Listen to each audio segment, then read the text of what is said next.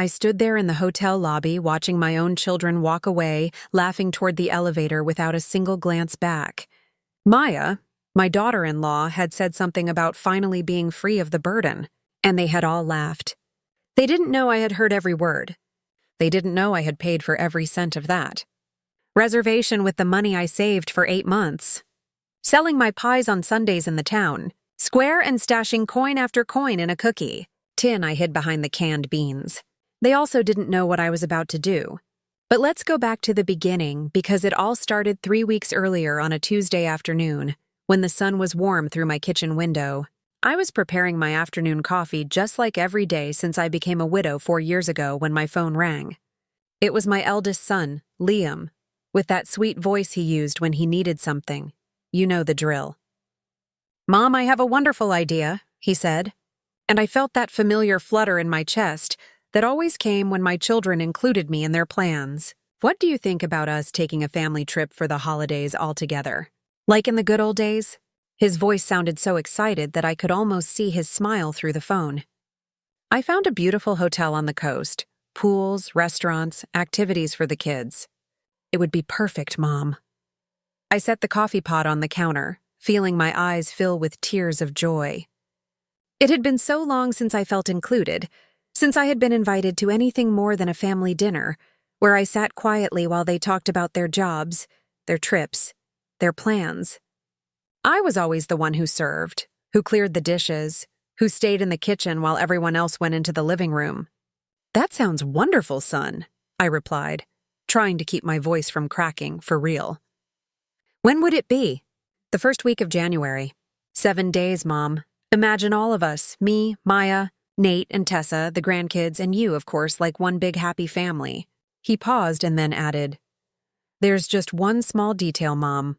The hotel requires a single person to make the reservation. Could you take care of it? We'll transfer you the money afterward." Of course, it was always like this. I was the one who put my name on the line, who made the guarantee, who handled the paperwork while they had all the fun. But this time I didn't mind.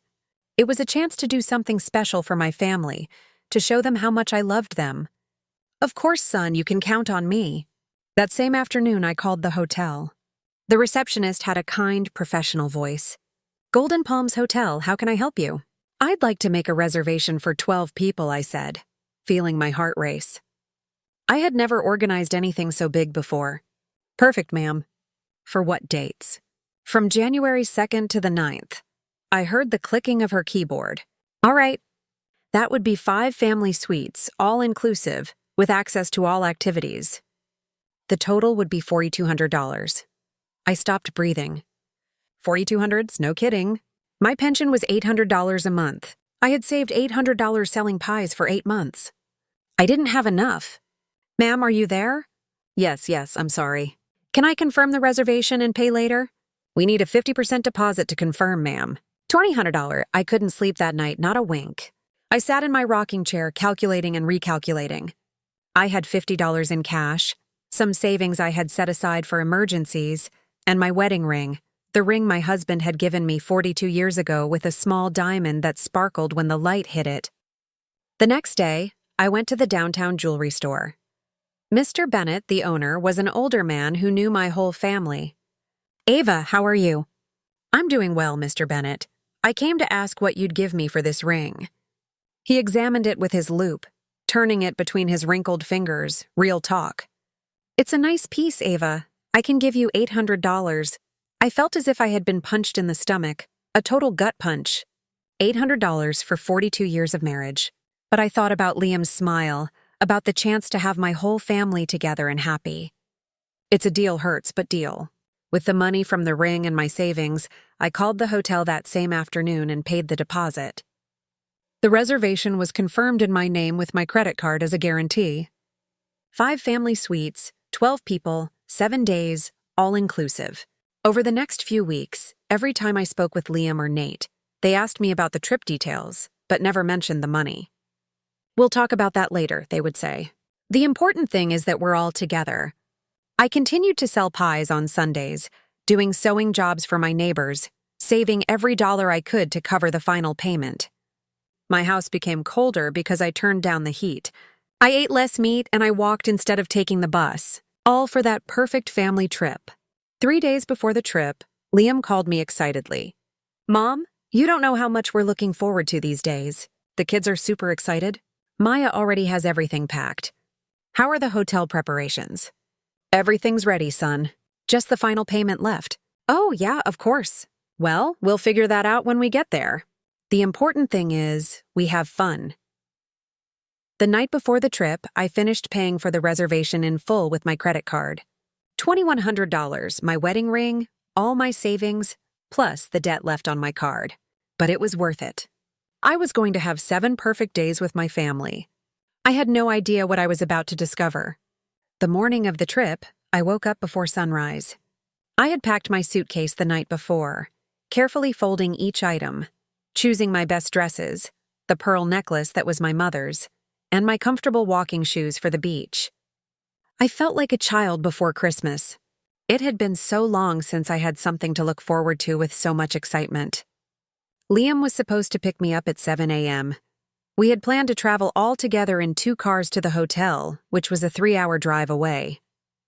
I put on my light blue dress, the one Nate always said made me look younger, and carefully put on some makeup. I wanted to look good for the family photos we would surely take. At 7:30, Liam honked from the street. I grabbed my suitcase, locked the door, and walked to the car with a smile I couldn't wipe off my face. In the passenger seat, Maya, my daughter-in-law, was looking at her phone. In the back, my 2 youngest grandkids were playing on a tablet. "Good morning, family," I said as I got into the car, but only the kids replied with a, "Hi, Grandma." Distracted, Maya barely looked up for a second and mumbled something that sounded like a greeting. "Yeah, that tracks." Liam started the engine. "Are you ready for a perfect family vacation?" I asked, trying to start a cheerful conversation. "Yes, Mom," Liam replied, but his voice sounded tired. "Maya, did you text Tessa so they can follow us?" "They've already left. Nate drives like a turtle, so we'll probably get there before them." Maya answered without looking up from her phone. During the drive, I tried to talk several times. I asked them about Liam's work, about their plans for the hotel, about whether the kids knew how to swim. The answers were monosyllabic, sighs and half-smiles that quickly faded. Maya kept texting, and every now and then she laughed at something she read on her screen. "Is it very funny?" I asked once, trying to be part of whatever was keeping her so entertained. "It's my friend's group chat," she answered without looking at me. "Things you wouldn't understand." I was quiet after that, staring out the window at the passing fields, the small houses, the trees that were just beginning to change color. I thought about all the pies I had sold to pay for this trip, about the nights I had stayed up sewing to earn a few extra dollars, about my wedding ring, which was now in a jewelry store safe. When we arrived at the hotel, my breath caught in my throat. It was even more beautiful than I had imagined from the photos online. Tall palm trees swayed in the ocean breeze. The gardens were perfectly manicured with flowers of every color. The white facade of the building gleamed under the midday sun. The entrance had water fountains that made a relaxing sound, and I could hear the ocean in the distance. "What a beautiful place," I exclaimed, feeling my chest swell with happiness. "Absolutely gorgeous. I can't believe we're here." The kids jumped out of the car, excited, and ran toward the entrance. Liam and Maya began to take the suitcases out of the trunk. At that moment, the second car arrived with Nate, Tessa, and the rest of the family. My 17-year-old granddaughter, Sophia, was the only one who came to hug me. "Grandma, this place is incredible," she said, her eyes shining with excitement. "Did you see the pool? It's huge, and they say they have nightly activities and themed restaurants." "I know, honey. It's going to be a wonderful week," I replied, stroking her hair. At least someone shared my enthusiasm. We all went into the lobby and I headed to the reception desk. It was a spacious and elegant area with marble floors that reflected the light from the crystal lamps, white leather sofas, and tropical plants in huge pots. The air smelled of fresh flowers and ocean breeze. "Good morning," I said to the receptionist, a young woman with a kind smile. "I have a reservation under the name Ava Brooks." She typed on her computer and smiled. "Of course, Mrs. Brooks. We were expecting you." 5 family suites, 7 nights, all inclusive for 12 people. Everything is in order. While she was preparing the keys and explaining the hotel services, I heard my sons talking quietly behind me. 5 suites, I heard Nate whisper to Liam. I thought you said it would be simpler. Mom organized everything, Liam replied. We'll figure out how to split the costs later. I'm also going to email you a form to document everything related to this potential family fraud attempt. After hanging up with the bank, I felt as though I had won the first battle of a war that had just begun, but I needed more ammunition. Paper trail secured. My second call was to the hotel reception. Good afternoon. Could I please speak with the manager? 5 minutes later, a man with a kind voice introduced himself. Mrs. Brooks, I'm Daniel Cortez, the hotel manager. The receptionist tells me you wanted to speak with me. Yes, Mr. Cortez. I have a delicate family situation, and I need to make sure certain information is officially registered. I explained that I had paid for the full reservation as a surprise for my family, but had discovered they planned to dispute the charges fraudulently. I understand perfectly, Mrs. Brooks. Unfortunately, this is not the first time we've seen these family situations. What would you like us to do? First, I need you to confirm in writing that I am the only holder of the reservation and that I paid for everything voluntarily. Second, if anyone in my family tries to make changes without my presence, I want you to contact me immediately. Of course, ma'am. I will send an official letter confirming all the details of your reservation and payment. I am also going to instruct all the reception staff about the situation. One more thing, Mr. Cortez. Would it be possible to schedule a meeting for tomorrow morning? I think I might need to make some changes to the reservation. Of course, is 9 a.m. a good time for you? Perfect, works for me. Locked in with the front desk. My third call was the most important. I found the number for Mr. Holloway, the lawyer who had helped my husband with his will, and had handled some minor family matters over the years. Holloway and Associates. Good afternoon. Good afternoon. Is Mr. Holloway in? This is Ava Brooks. Mrs. Brooks, it's a pleasure to hear from you. Mr. Holloway is with a client, but I can interrupt him if it's urgent. It's urgent. 3 minutes later, the familiar voice of Mr. Holloway filled the phone. Ava, how are you? Is everything okay? No, Mr. Holloway, nothing is okay. I need urgent legal advice. I told him the whole story. The trip, the group chat messages, the plan to dispute the charges, everything. Mr. Holloway listened without interrupting, making occasional sounds of disapproval. Ava, this is very serious. What your children are planning constitutes financial fraud and elder abuse. Elder abuse? Yes. Using deceit to obtain financial benefits from a senior citizen is a federal offense. Furthermore, disputing legitimate charges is bank fraud. What can I do? A few things. First, it's good that you've already contacted the bank. Second, I'm going to email you a document that I want you to sign and have notarized. It is a sworn statement that you voluntarily paid for all the trip expenses. Is there a notary at the hotel? Most large hotels have notary services for guests. Ask the manager. What else can I do? Ava, I have to ask you something important. Do you want to take legal action against your children? The question hit me like a punch to the stomach.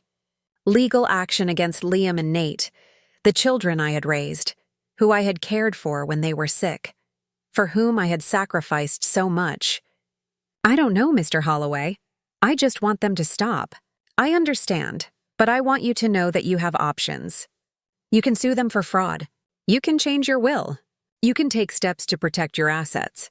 Think about it. After hanging up with Mr. Holloway, I sat in silence for several minutes. The sun was beginning to set, painting my room in golden colors. I could hear the happy voices of my family returning from the beach, laughing, talking about their plans for dinner. At 6:30, someone knocked on my door. It was Liam. Hey, Mom, how was your afternoon? Very productive, son. Productive? What did you do?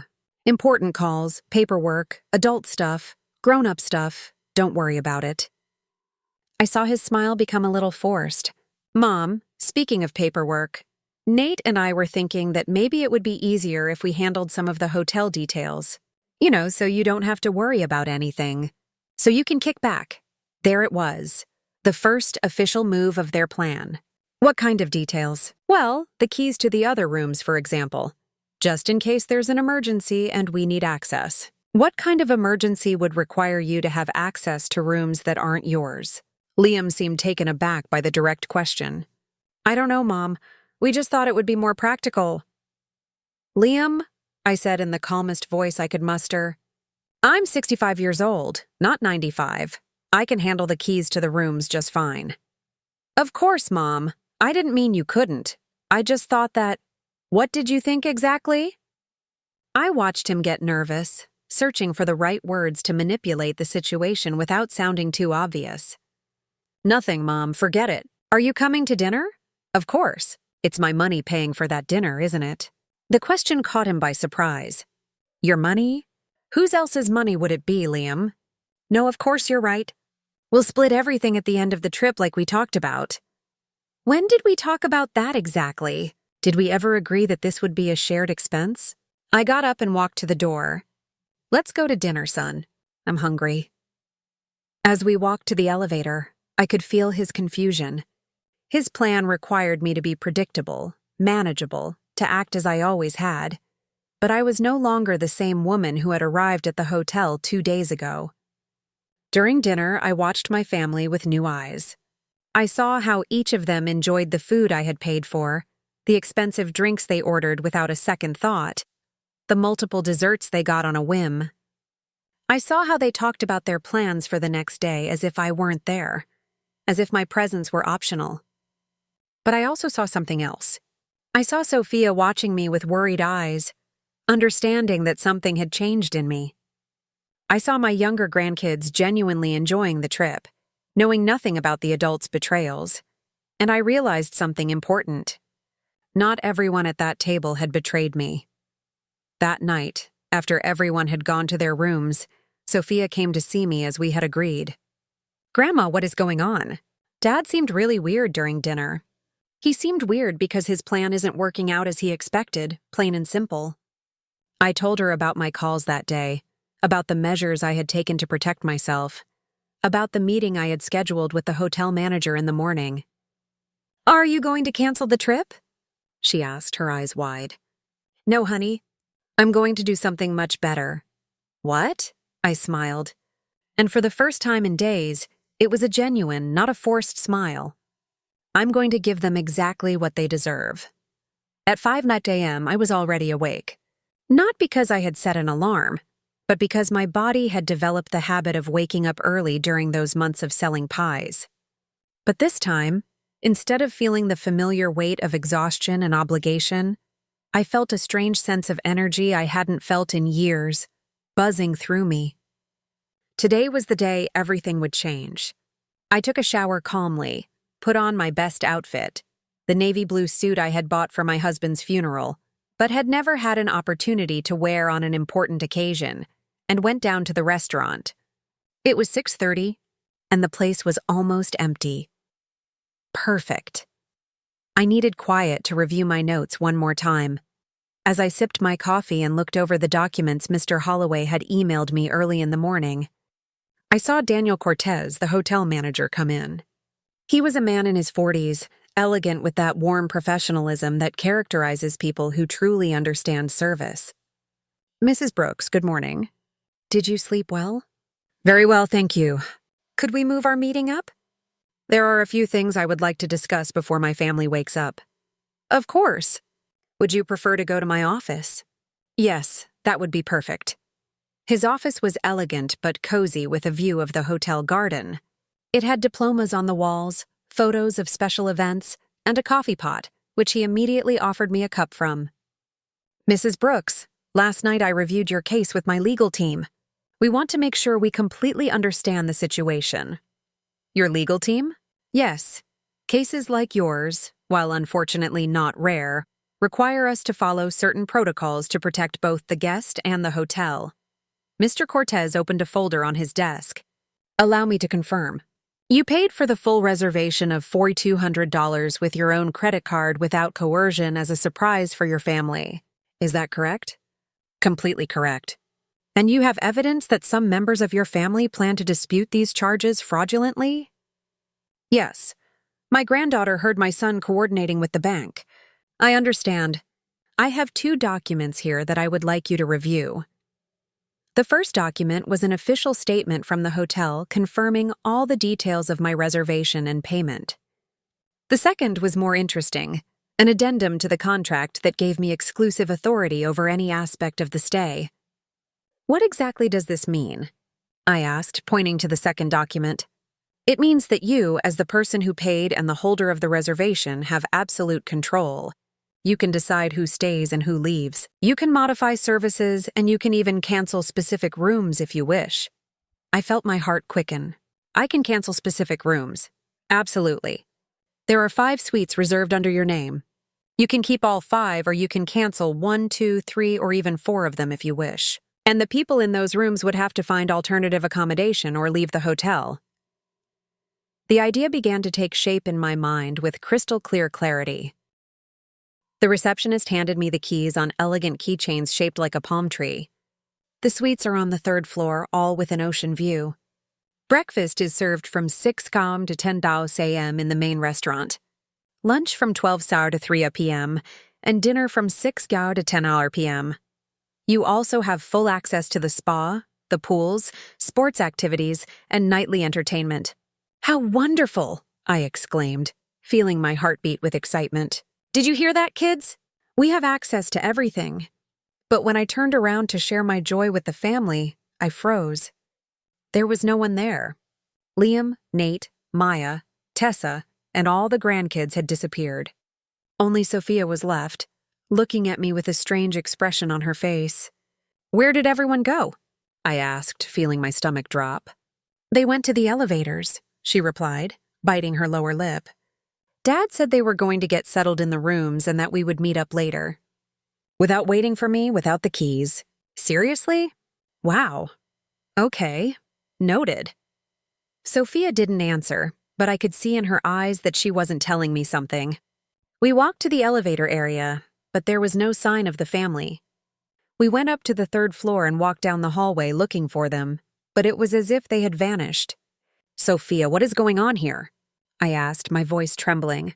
She sighed and took out her phone. Grandma, there's something you need to know. They're in the family group chat. And she stopped as if it was hard for her to continue. What group chat? The one Dad, Uncle Liam, Mom, and Aunt Maya made. It's called Drama-Free Vacation. Her voice became softer. Grandma, they didn't want you to come on the trip. I felt as if the marble floor was shifting under my feet. What do you mean they didn't want me to come? But Liam invited me. He asked me to organize everything. Sophia showed me her phone with trembling hands. On the screen, I could see the group chat. The most recent messages said things that broke my heart into pieces. We've arrived. The old lady took care of everything as usual. Perfect. Now we can enjoy ourselves without her watching us all the time. Did you see how excited she was at reception? How embarrassing. Well, at least she's useful for something. Let her stay in her room watching TV while we take advantage of everything. The words blurred in front of my eyes. I felt tears welling up, my throat closing. 2,100, my wedding ring. 8 months of work. All so they could enjoy themselves drama-free without me. Grandma. Sophia's voice sounded far away. Grandma, are you okay? No, I wasn't okay, but I wasn't defeated either. Not by a long shot. I stood there in the hotel hallway with the 5 keys hanging from my trembling fingers, while Sophia looked at me with tear-filled eyes. The messages from the group chat kept coming on her phone, each one like a dagger to my heart. I hope she doesn't get all pushy about family dinners. Don't worry, Maya. If she gets too annoying, we'll just tell her she looks tired and that she should go rest. The important thing is that the kids have fun. She can do her own thing. I closed my eyes and took a deep breath. The hallway smelled of cleanliness and fresh flowers, but all I could taste was the bitter flavor of humiliation in my mouth. For 40 years, I had raised those children. I had sacrificed my dreams for theirs. I had sold my wedding ring to give them this perfect vacation, and this was how they repaid me. Sophia, I said with a voice I didn't recognize. How long has that group chat existed? She looked at her phone, scrolling up to see older messages. Since Uncle Liam suggested the trip, Grandma, look here. It says he created it the same day he called you. My granddaughter showed me the screen. There it was, clear as day. Group created on December 12th by Liam Torres. The same day my son had called me with his sweet voice to invite me on the family trip of my dreams. I continued to read the older messages, each one worse than the last. I already talked to Mom. She fell for the whole story. She's sure she'll be able to organize it. You know how she is with technology. It doesn't matter. If she messes up, we'll fix it. The important thing is she pays. Great. A free vacation with no family drama. Just so we're clear.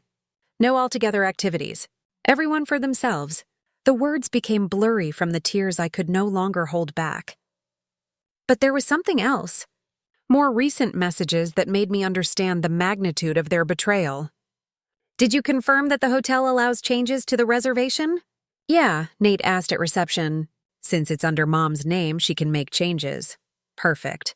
Tomorrow we'll convince her to transfer the rooms to our names just in case. And on the last day, we'll tell her there was a billing error and that the hotel needs someone else to take care of the payment. There it was. Not only had they planned to ignore me during the trip, but they also intended to leave me with the entire debt at the end.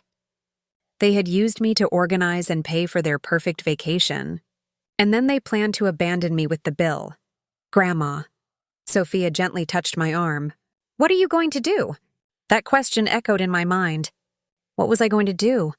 The old Ava would have cried in silence, swallowed the humiliation, and pretended she hadn't seen anything.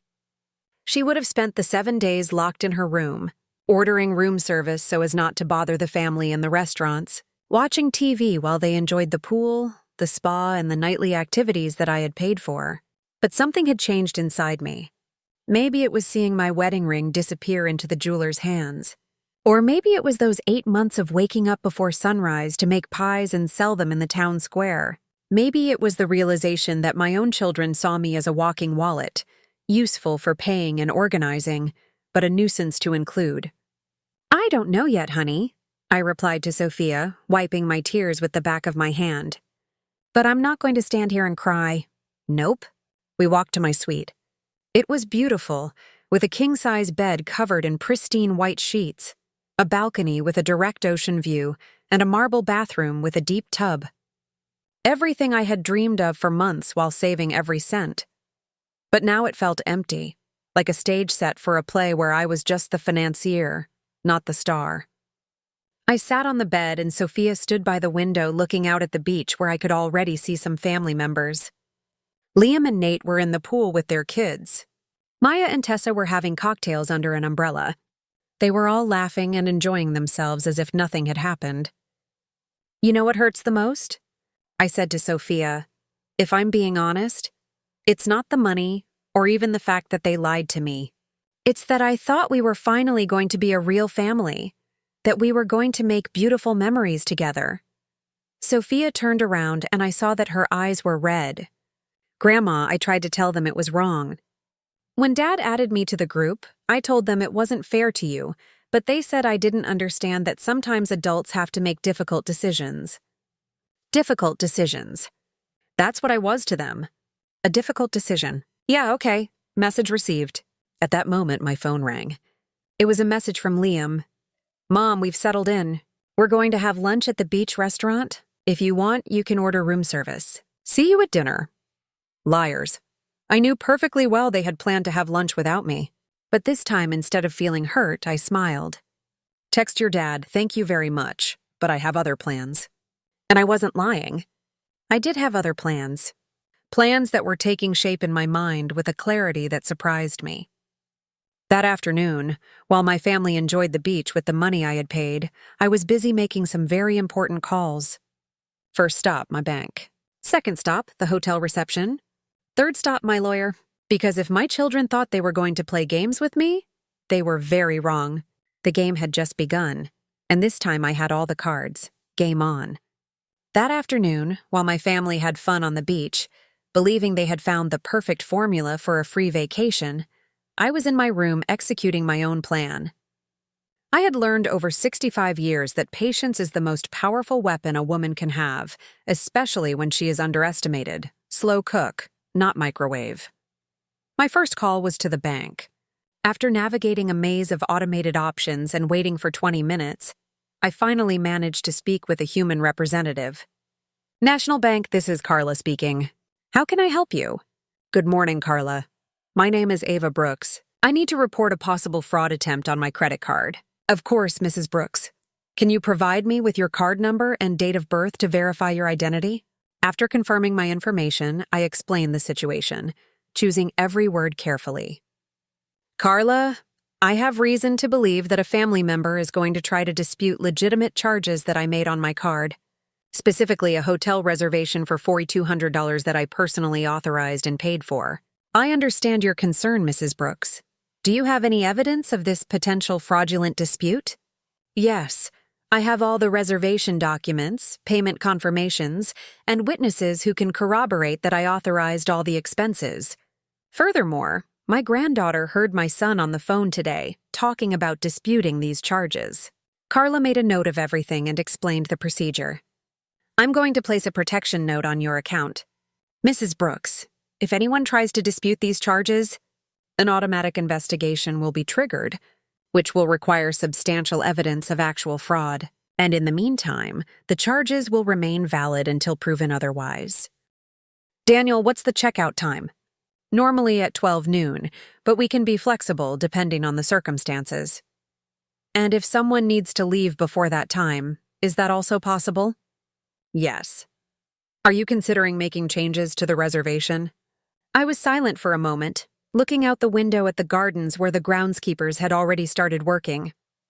It was early, but the day promised to be beautiful, sunny, and perfect for the beach. The kind of day my family had planned to enjoy entirely at my expense. Mr. Cortez, I want to make some changes, but I need them to be executed exactly as I'm about to explain. Of course. I'm all ears. I want to cancel 4 of the 5 suites. Mr. Cortez raised his eyebrows slightly, but maintained his professional expression. Which one specifically? I took out my notebook where I had written down the room numbers. Suites 301, 302, 304, and 305. I want to keep only 303, which is mine. Understood. And when do you want these cancellations to be effective? Today, but not immediately. First, I want you to block access to those rooms at 10 a.m.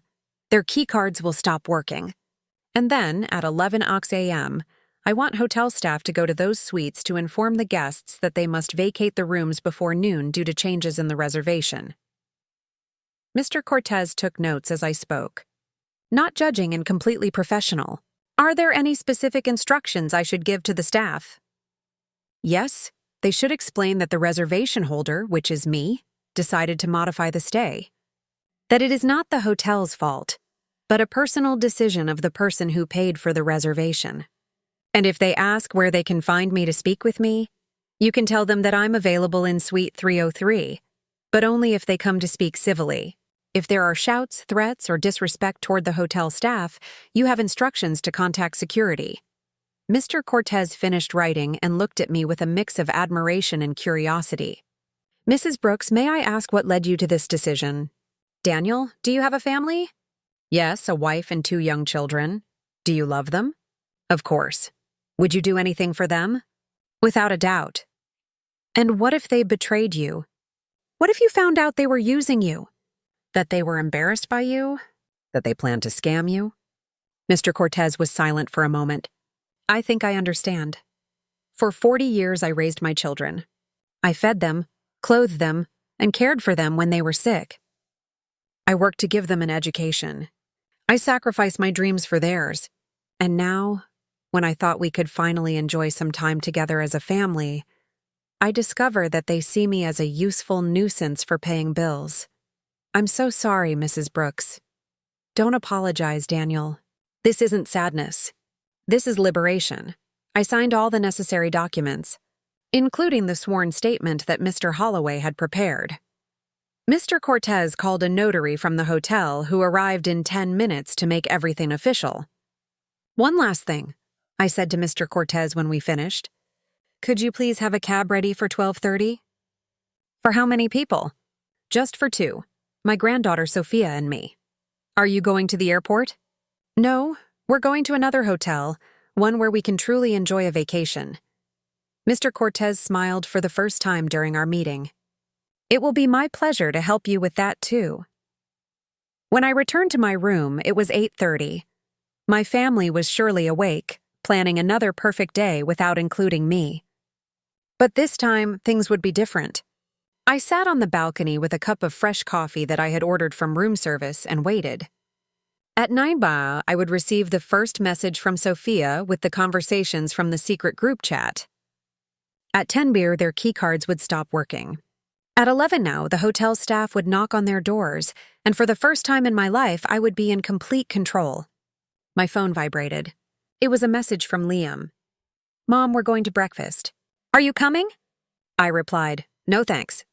I have other plans for today." "What plans?" "You'll see, son. You'll see." I looked at my watch.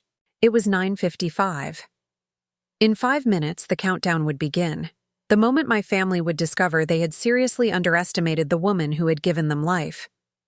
And honestly, I couldn't wait to see their faces. At exactly 10 CU, my phone vibrated with the first message from Sophia. It was a screenshot of the secret group chat sent just a few minutes earlier. "Perfect plan for today. Beach all morning, spa in the afternoon. The old lady will surely stay in her room like yesterday. Great.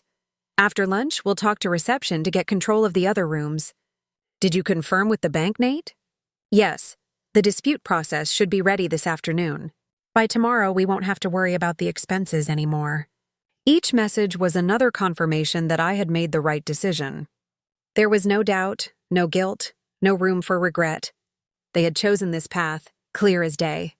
At 10:30, another message from Sophia.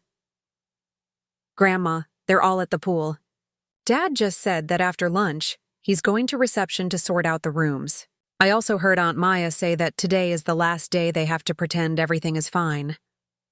The last day they had to pretend as if being with me was an unbearable performance that was finally coming to an end." I poured myself another cup of coffee and sat comfortably in the armchair by the balcony. From there, I could see the pool where my family was enjoying themselves. Liam and Nate were in the water with some of the grandkids. Maya and Tessa were having cocktails under an umbrella, all laughing, relaxed, happy, making the most of the vacation I had paid for while they planned to betray me. At 10:55, my phone rang. It was Daniel Cortez. "Mrs. Brooks, the system is ready. In 2 minutes, the key cards for suites 301, 302, 304, and 305 will be deactivated." "Perfect. Daniel, is your staff ready for what's to come?" "Completely. We have the security team on standby, and we've already briefed the housekeepers on how to handle the situation with diplomacy, but firmness. Excellent. I'll see you in 1 hour." I looked at my watch. 9:58, 9:59, 10. At that very moment, my family's keycards had just become useless pieces of plastic. They wouldn't be able to get into their rooms, access their belongings, or change their clothes, or take a shower after the pool. I waited. It didn't take long. At 10:07, I saw Tessa get up from her chair by the pool and walk toward the elevators.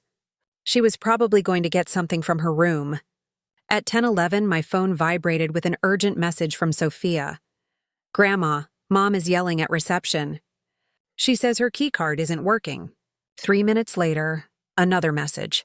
"Now they're all there. Dad is very upset. The receptionist is explaining something to them, but I can't hear well from here." At 10:20, Liam called me. His voice was tense, controlled, but I could hear the panic underneath. "Mom, there's a problem with the rooms. The keycards aren't working. Could you come down to reception to help us fix it?" "What kind of problem?" "We don't know. The receptionist says there's a change in the reservation, but that's impossible because no one has changed anything." "How strange," I replied with the most innocent voice I could muster. "Are you sure you haven't changed anything?" "Of course not, Mom. Could you come? We need to sort this out quickly because the kids want to go back to the rooms. I'm a little busy right now, son, but don't worry. I'm sure it will be sorted out soon." "Busy with what?" "Important things." I hung up before he could respond. At 10:45, Sophia sent me another message. "Grandma, the hotel manager, is talking to Dad and Uncle Liam. They look very worried. Aunt Maya is arguing with a receptionist. At 10:58, my phone rang again. This time it was Nate. "Mom, we need you to come to reception now. There's a very serious misunderstanding, and only you can fix it." "What kind of misunderstanding?" "The hotel says you canceled our rooms." "That's ridiculous, right? Tell them it's a mistake." "Why would it be ridiculous, Nate?" "What do you mean, why?" "Because there's no reason for you to cancel our rooms." There isn't. There was a long silence on the other end of the line. "Mom, what's going on?" "I'm sure Daniel explained it to you very well." "Daniel, you know the manager?" "Of course. We had a very productive meeting this morning." Another silence. When Nate spoke again, his voice had changed completely. "Mom, you canceled our rooms." "Yes." "Why?" "Because I can." And I hung up. At exactly 11 from my balcony, I saw the hotel staff walking toward the pool area. There were 3 of them. Daniel Cortez, a woman who seemed to be from guest services, and a security guard in plain clothes. I saw them approach my family. How Daniel spoke with Liam while pointing toward the hotel. I saw the expressions of shock, confusion, and then anger on my children's and daughters-in-law's faces. I saw how the grandkids, not understanding what was happening, went up to their parents looking for explanations. At 11:05, someone knocked on my door forcefully. It wasn't the polite knock of a social visit. It was hard, urgent, desperate knocking. I opened the door, and there they were, all 4 of them: Liam, Nate, Maya, and Tessa. Their faces were a collage of emotions. Fury, confusion, panic, disbelief. Behind them in the hallway, I could see some of my grandkids waiting with their beach bags in their hands. "Can you tell me what the hell is going on?" Maya yelled before I could say a word. "Good morning to you too," I replied calmly, stepping aside so they could come in. "Don't give me that attitude, Ava," Maya continued. "The hotel says you canceled our rooms." "It's ridiculous. Why is it ridiculous?" "Because we're your family." That's what I thought. Liam stepped forward, trying to use his most conciliatory voice. "Mom, there's clearly a misunderstanding. Let's go down to reception and clear all of this up." "There is no misunderstanding, Liam. I canceled your rooms because you are no longer welcome on my trip." "Your trip?" Tessa looked genuinely confused. "I thought it was a family trip." "I thought so, too, until I discovered that you don't consider me family." Nate frowned. "What are you talking about?"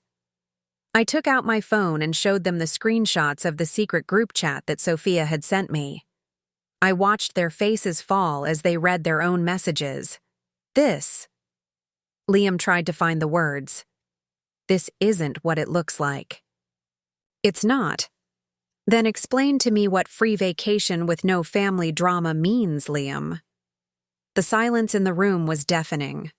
The 4 of them looked at each other, searching for an explanation, an excuse, a way out of the hole they had dug for themselves. "Mom." Nate finally spoke. "I understand you're upset, but you can't leave us without rooms. We have small children, the same children you were going to keep away from me by hiring a nanny. That was... And what about the bank, Nate? Have you already started the dispute of the charges?" Nate's face went completely pale. "How? How do you know?" "I know everything. I know about the group chat. I know about your plans to take control of the reservation away from me. I know about the fraudulent dispute you were planning to make with the bank. I know everything." Maya slumped into the armchair, covering her face with her hands. Tessa looked as if she was going to be sick. Liam and Nate stood in the middle of the room like children who had been caught stealing candy. "So," I said in a voice that sounded strangely calm, even to me. "Here are your options. You can take your things, which the hotel staff has already so kindly packed. You can call a taxi, and you can go find another hotel where you can pay for your own vacation." "Or what?" Liam asked in a trembling voice. "Oh, nothing. That's your only option." "You can't do this," Maya yelled, getting up from the armchair. "We're your family. You can't abandon us." I looked directly into the eyes of the woman who for years had tolerated my advice with fake smiles, who had talked behind my back, who had turned my son against me. "Maya," I said with a calm that surprised me. "Who abandoned? Whom first?" And in that moment, I saw in her eyes that she knew exactly what I was talking about. The war had ended before they even knew it had begun. The silence that followed my question was devastating. I could hear the air conditioner running, the distant voices of other guests in the hallway, the gentle sound of the waves reaching the beach. But in my room, the silence was so dense it seemed to have its own weight. Liam was the first to try to recover. "Mom, this is crazy. You can't be serious. Do I look like I'm joking? But the kids? What are the grandkids going to think? For the first time since this confrontation began, I felt a pang in my chest. My grandkids, the only innocents in this whole betrayal. The grandkids are going to think that their parents made very poor decisions, and now they have to face the consequences.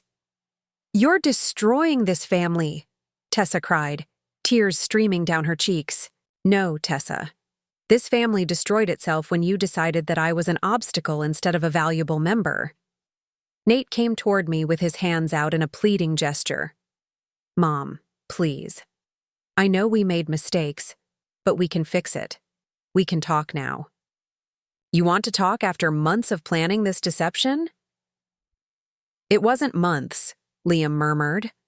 "No, the group chat was created the same day you invited me on the trip, Liam. The same day." I watched him collapse internally. There was no way to deny the evidence anymore. "Okay," Maya said, standing up with an expression of fury she no longer tried to hide. "You want to be the martyr? You want to have your dramatic moment? Fine, but don't expect us to come running back when you feel lonely again." Her words were designed to hurt me, to make me reconsider, to trigger that part of me that had always been afraid of being alone. "Maya," I said, walking to the door and opening it. "I would rather be alone than be accompanied by people who despise me." "We don't despise you," Nate exclaimed. "No? Then explain to me what getting rid of the burden and the last day we have to pretend everything is fine means." Nate opened his mouth to reply, but no sound came out. At that moment, Sophia appeared in the doorway. She had been waiting in the hallway with the other grandkids, but she looked clearly distressed. "What's going on?" she asked in a small voice. "The kids don't understand why we have to leave." My heart broke a little more. This girl, my granddaughter, who had shown me the messages, who had been my ally in this discovery, now she would have to leave too. "Sophia," I said softly. "Come here." She came closer and I took her hands. "Honey, your parents and I have very serious differences. They are going to have to leave the hotel." "But why, Grandma?" I looked at Nate, her father, wondering if he would finally have the courage to tell his own daughter the truth. "Why?" Nate said in a broken voice. "Dad made some very big mistakes." Sophia looked at her father. Then she looked at me. And in her eyes, I saw a comprehension that went beyond her 17 years. "Does it have to do with the group chat?" Everyone froze. Tessa turned to her daughter with a panicked expression. "What do you know about that?" "I know everything, Mom. I know what you've been saying about Grandma. I know you never wanted her to come on the trip. I know you only used her so she would pay for everything." The silence that followed was different. It was no longer tense with denial. It was heavy with the shame of recognition. "Sophia." Tessa tried to explain. "Things aren't as simple as—" "Yes, they are." Sophia pulled her hands from mine and turned to her parents. "So, it's not true that you created a group chat without Grandma to make fun of her. It's not true that you planned to dispute the bank charges so you wouldn't have to pay for anything. It's not true that you hired a nanny so we wouldn't have to spend time with her." Each question was like a slap in the face. I watched my children and daughters-in-law physically shrink under the weight of the words from a teenager who had seen right through their lies. "You hurt the only person who has always been there for us," Sophia continued with tears in her eyes but a firm voice. Grandma sold her wedding ring to pay for this trip. Did you know that she sold Grandpa's ring? Liam slumped into a chair as if his legs could no longer support him. You sold your ring? Nate looked sick. We didn't know, Liam said, because you never asked.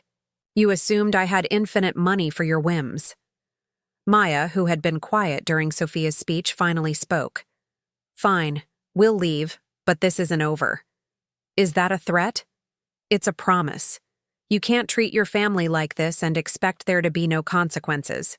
Maya, I said, walking toward her until we were face to face. I didn't treat my family badly. My family treated me badly. What's happening now are the consequences of your actions, not mine. Liam got up from the chair. Mom, please. Can we fix this? Can you what, Liam? Erase the messages you wrote. Cancel the fraudulent dispute you started. Give back the respect you took from me. We can apologize. Are you apologizing because you got caught, or are you actually sorry? Liam couldn't answer. Exactly. At that moment, Daniel Cortez gently knocked on the open door. Excuse the interruption, Mrs. Brooks. The taxi is ready for the family. He looked toward my children. Your belongings are in the lobby. The hotel can help you find alternative accommodation if you need it. Thank you, Daniel. Taxi? Tessa asked. Are you leaving too? Yes. Sophia and I are going to another hotel where we can truly enjoy the vacation I deserve. Sophia is going with you? Nate looked genuinely surprised. I looked at my granddaughter, who nodded firmly. Sophia is the only person in this family who treated me with respect and honesty. She's the only one who deserves to share this vacation with me. You can't take our daughter, Tessa yelled. I'm not taking her. She's choosing to come with me, Sophia. Nate spoke directly to his daughter. You can't do this. We're your family. Dad, Sophia looked at him with an expression that mixed love and disappointment. Grandma is also our family, and you betrayed her. I can't be a part of that. It's only for a few days, I added. After that, she can decide if she wants to go back with you or not. This is kidnapping, Maya muttered. No, I said firmly. This is justice, period. Liam came up to me one last time. Mom, if we leave like this, things will never be the same between us. Liam? I placed my hand on his shoulder, and for a moment, I saw the little boy he had been before he became the man who had chosen to betray me.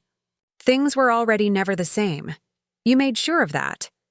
I picked up my suitcase, which I had packed that morning after my meeting with Daniel. Sophia already had hers ready. Where are you going? Nate asked in a defeated voice. To a place where I can be a grandmother without having to apologize for existing. We walked toward the door. In the hallway, the other grandkids were waiting, confused and sad, not fully understanding what was happening, but knowing that something important had been broken. I knelt in front of them. I love you all very much, I said. And this isn't your fault. Someday, when you're older, you'll understand why Grandma had to do this. Thomas, the little 8-year-old, hugged me tightly. We're not going to build sandcastles anymore. Someday, we'll build the most beautiful sandcastles in the world, I promised him. When your parents remember how to treat the people they love. Sophia and I walked to the elevator. As the doors closed, I could see my family in the hallway. My sons defeated, my daughters-in-law furious, my grandkids confused. In the lobby, Daniel was waiting with our taxi. Mrs. Brooks, he said as the driver loaded our suitcases. It has been an honor to meet you. What you did today took a lot of courage. It wasn't courage, Daniel. It was survival. As the taxi drove away from the hotel, I looked out the back window. I could see my family at the entrance with their suitcases, probably calling other hotels looking for a place to stay. Do you regret it, Grandma? Sophia asked me. I thought about the question as we watched the landscape go by. I thought about 40 years of motherhood, about sacrifices that were never acknowledged, about the love I had given without expecting anything in return, but that in the end had expected at least basic respect. No, I finally replied. I regret that it took me so long to value myself. The taxi was heading toward a small boutique hotel on the coast where I had made a reservation that morning. A place where a grandmother and her granddaughter could build sandcastles, enjoy quiet dinners, and remember what it meant to be a real family. For the first time in years, I felt free. And for the first time in my life, I had put my own needs first. It was terrifying and liberating at the same time, but mostly it just felt right. Did you like my story? And which city are you listening from? Let's meet in the comments. If you like the story, you can support me by sending a super thanks so I can keep bringing more stories like this. Thank you so much for your sweet support. I'm looking forward to your comments on the story. On the screen, you can see 2 new life stories that I highly recommend. There's so much more on my channel. Don't forget to subscribe. See you in the next life story. Much love, y'all.